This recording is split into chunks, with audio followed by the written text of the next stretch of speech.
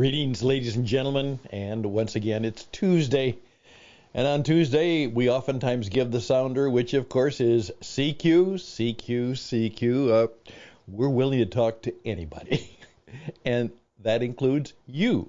And so, please keep in mind, this is for you. Interesting ideas where we're just simply trying to figure out how we can help one another live life a little bit better in the midst of the changing world we're in the midst of the chaos that we are in, when we see evil triumph in too many ways, and where we're looking for how we can be, at least in some way, a part of the better world, how we can be good to great in coming alongside and making a difference in our world, and perhaps the world, that will work in some way.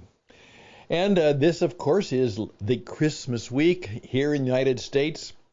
It's going to be, it seems, a rather bad weather time. And, of course, that gets in the way of all the good things that people want to do, families together, travel. So we're trying to deal with that, too. So what I would simply like to do on this Tuesday is take off a little bit of where we were yesterday when we talked about the miracle of Hanukkah.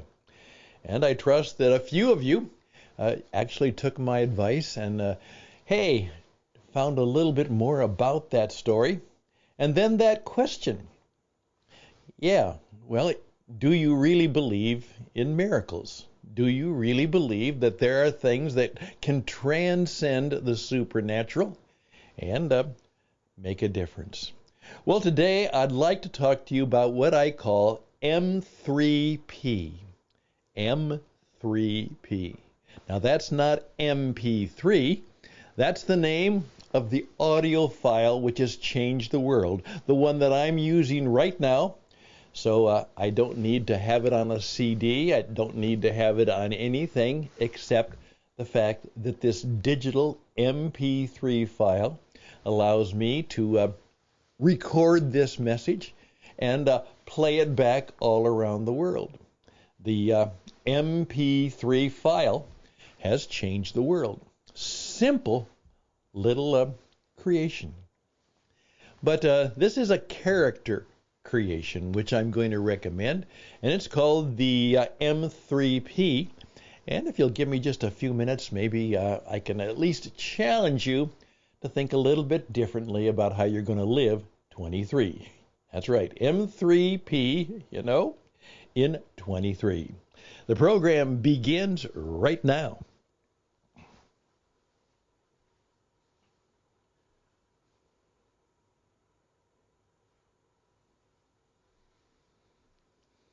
Many years ago, I had the opportunity to do a teacher's dream in terms of what it was. I was obviously a young man. I was in my late 20s, and I was a teacher at a significant high school in the state of Minnesota in the United States. And because of somebody trusted me. I worked very hard to be a good teacher and a bit of a performer. And so they decided to totally reorganize the curriculum for the 11th grade for World History and Social Studies. And since I happened to be in that place and space, I was given the authority to basically decide, along with a few other people, what we would actually teach people. These young men and women, 16, 17 years of age, that we hoped would make a difference. First of all, we decided that people need to actually discover a little bit about their own story, and that is the history of the Western world, where most of them had come from. And we put together a very interesting story place. And one of the chapters that I had was called The Caesar and the Christ. And that was taken from a hero of mine, a man named Will Durant, who had, as someone said, had been given the assignment to write a term paper on world history, and he landed up spending his life writing about 12 huge books on the entire history of the Western world, and it was written in a way that was a popularization. In fact, it was the Book of the Month Club feature for many, many years. Caesar and the Christ. And in effect, I pointed out that two conflicting ideas came into the world. And who's going to win? Who's going to lose? What's going to happen? And that was my story. But I also was given the opportunity to teach a class, and many people thought it was rather silly, philosophy that men and women live by. And here we are offering this to 16 and 17-year-olds. Who in the world is going to sign up for a philosophy course, Husted? Well, I stuck by it, and what happened is eventually I had 3 full sections of young adults who were interested enough to take the class. And many significant things happened as maybe for the first time they were really challenged to think differently about life and the life they were living and where they were going. To this very day, and that goes back many, many years, I still occasionally hear from somebody who tells me that that made a difference in their life. Well, one of the books that struck me was a book called Preface to Morals, and it was written by a famous early 20th century pundit, a major writer and speaker throughout the world. His name was Walter Lippmann, and you can check him out. He was the Walter Cronkite Plus for my generation, and I don't know who would be the equivalent. We probably don't have the equivalent for this generation. But the book, The Preface to Morals, was based on a philosophy called Stoicism that emerged from the Roman world at that particular time of the Christian time. And it was personified by one of the Roman emperors, one of the good ones, named Marcus Aurelius. And here's what he said, and I underlined it. He simply said this: the sad fact is that we all grow older, but most of us don't grow up. The sad fact is we all grow older, but most of us don't grow up. And that struck me. That has struck me for a half a century. Am I a grown-up? What does it mean to be a grown-up? And so that was always a challenge. Well, how's this going to the M3P? What I have discovered now is I challenge men and women of thoughtfulness and thankfulness to say, take the M word, maturity. Maturity. Something we talk about, something we admire. What does it mean for you to be and embrace maturity? What does it take for you in this world to be a real grown-up? There we go. Maturity. Now, what I've also discovered, please let me go back to some of my teaching when I discovered that I had not been successful, and I had tried to figure out why I wasn't successful. And I came up with the thought, the idea, that only 3% of the population are in a position to know who they are, what they want, and where they're going, and what they're going to do, and they're going to do it well. Only 3%. You may want to challenge that. I think it's probably pretty true. And so I said, something about me has to have a strong element of mastery. You've got to be good. Maybe real good. Maybe great at something. And it might not be philosophy. It might be plumbing.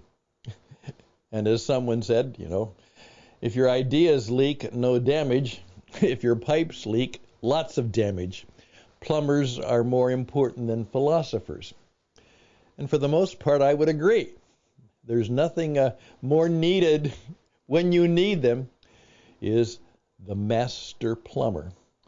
And they never teach that in any of the major colleges and universities, but obviously civilization could not exist as we know it today if there weren't a whole bunch of master plumbers. So there we go. Maturity and mastery. Okay, let's flip into where we're going. Mystery. The ability to deal with mystery and perhaps to figure out where you stand. The story that is going to be celebrated in the Christmas programs all around the world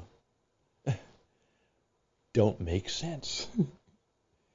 If you think incorrectly, think wrongly, if you do not believe in mystery. A virgin shall conceive. Can you imagine? How could that be? That's what Mary said.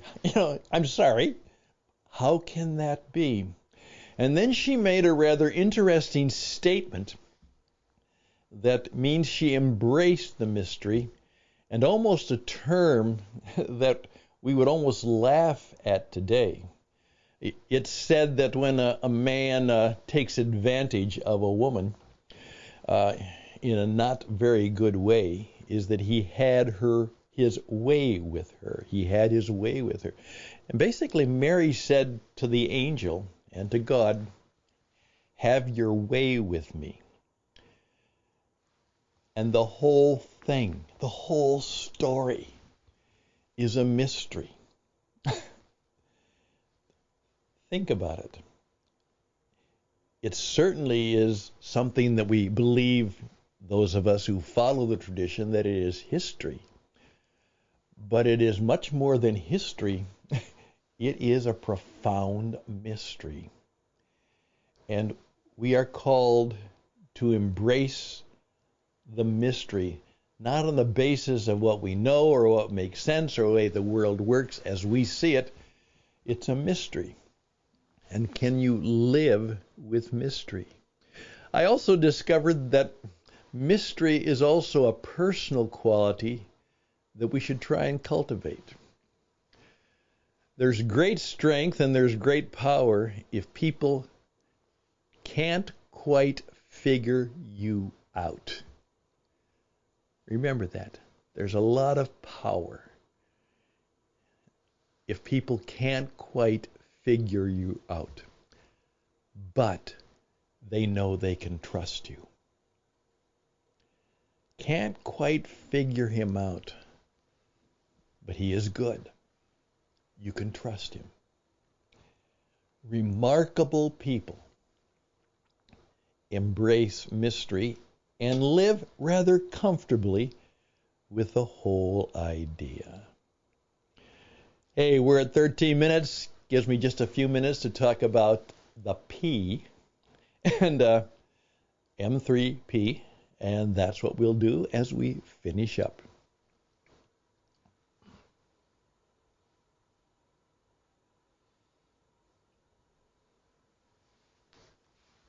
Here we go. A young man who I had a long conversation with one time, and he was very nasty to me, but I forgave him. But eventually we made it up because I challenged him on a couple of things, and I was right, and he was wrong. That's just the way it was.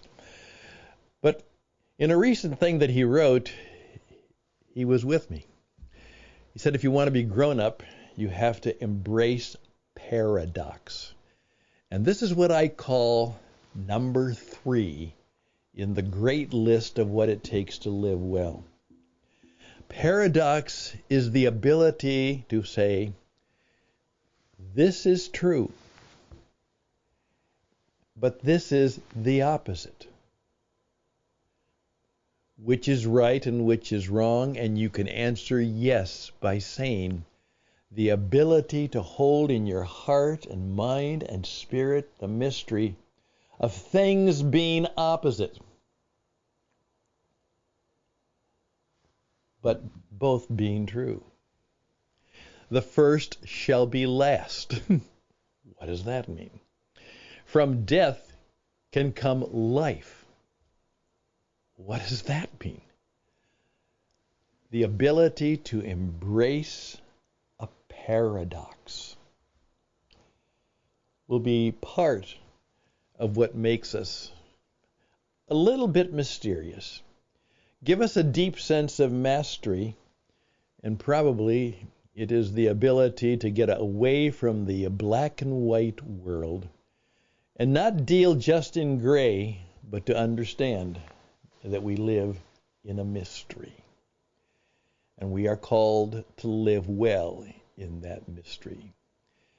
As the saint entrepreneur, Paul the apostle, the follower of Jesus, said, right now, everything we see is like a faded, broken, gray mirror. We never see very clearly.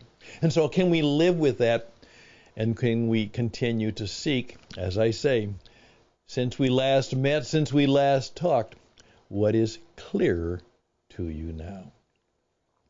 I hope you'll take some of these a little bit philosophical terms to light. That's right. At this time, it's good to think about, are miracles possible? Well, mastery, mystery, and maturity, and the ability to embrace the power of paradox and use it for good might be just what is needed at this time. I'm Stan Houston. Please reach out to me. I can help you. StanHouston@gmail.com. StanHouston@gmail.com. We'd love to hear from you because we want you to be a part of this exploration, this expedition, this somewhat entertaining but hopefully inspiring, educating, and motivating program called Interesting Ideas. All the best to you as we prepare for this holiday season and to live it fully. Take care and bye for now.